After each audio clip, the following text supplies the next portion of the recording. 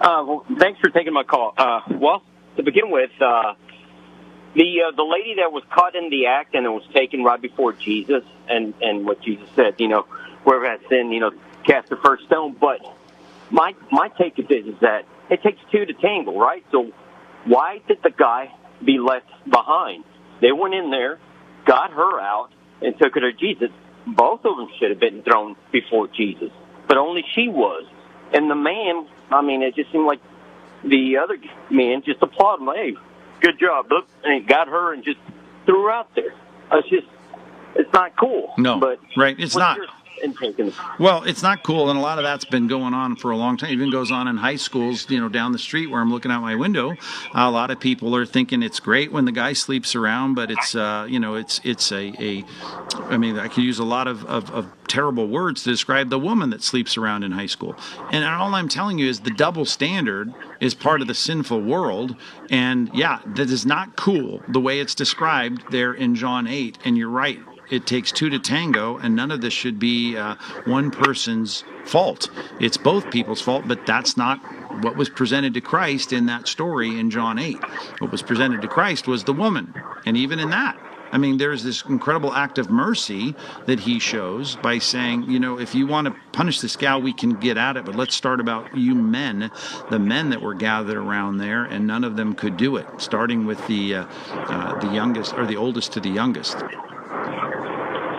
So, it's an act of injustice, and Jesus met that injustice all throughout his ministry, and he was trying to set the record straight, as he often did, and even in this story that probably didn't belong in John 8, by the way, but nevertheless, even if it's a historic story of Christ and what he did, I certainly think he set the record straight by saying, it's funny how we're all focusing on this gal's sin, and we're not even thinking of our own, and that just gets back to a principle he did clearly teach in the Sermon on the Mount. We can take the speck out of our brother's eye, even though, adultery of this woman, it's more than a speck. But he says, well, you got the log in your own.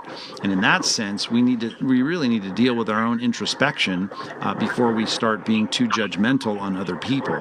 But the measure you measure out, it's going to be measured back to you. So I can't disagree that it wasn't cool, but I think everything that is an indicative story in the Bible, except for the acts of Christ himself, those things are always going to be recorded as sometimes very unjust or unfair or uncool situations, as you put it.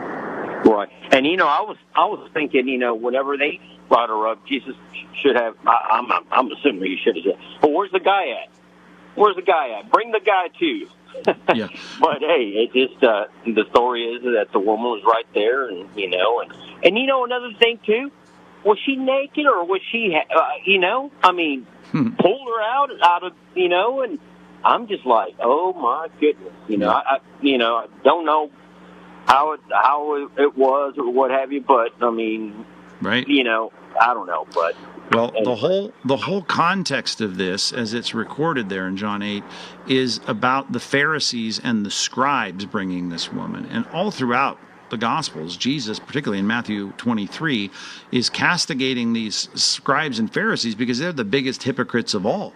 And so who knows? Caught in the act. She was caught in the act, so maybe she was, partially clothed or not clothed at all. I don't know. But he's trying to look at some of the most hypocritical people in that culture and saying, hey, before you start killing her, let's talk about you. And that's what he does. He turns the tables on these guys. Right. All right. Well, I appreciate you. Thank you so much. Okay. Thanks, Chris. For you having the radio show here. I appreciate it. Well, cool. Tell people about it. It's new, and people still need to find it.